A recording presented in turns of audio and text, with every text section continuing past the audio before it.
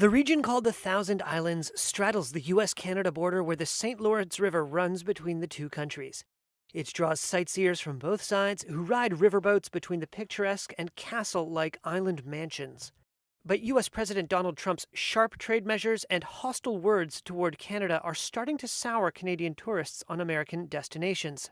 What we've noticed is a lot of our potential visitors, particularly on the Canadian side, they're quite angry. They're quite angry. They're quite hurt by what they see as policy and rhetoric that is attacking.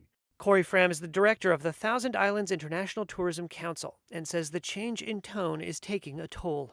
From what I'm hearing, and I've talked to travel professionals from the Canadian side, from the Atlantic to the Pacific this week, what they're hearing from their audiences, whether those are readers or whether those are bus tour passengers, is that some of their folks are telling them they're going to vote with their dollars and they're not going to come visit the United States. Canada and the US have long shared the world's longest peaceful border between any two countries.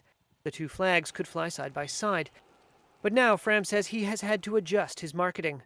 So what we have done is kind of pivoted to New York landmarks being shown to New York audiences, Canadian landmarks being shown to Canadian target audiences. Some Canadians say they've canceled planned trips to the US, preferring other destinations instead. I was planning a trip to LA to see a friend. However, we decided to go to Mexico instead. Zena Oakhill from Calgary spoke to Reuters from Cancun, Mexico. She flew south with her husband after canceling a road trip to Los Angeles.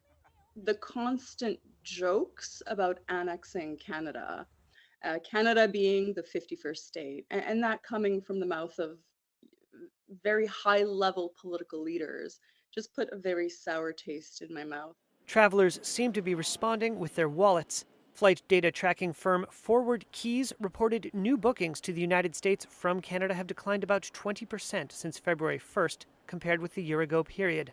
In hotels in states that are closest to the border, we've seen a decline in room demand basically since the inauguration. Jan Freitag is with the data analytics firm CoStar and says Saturday night hotel bookings in border towns such as Niagara Falls and Bellingham, Washington have dropped.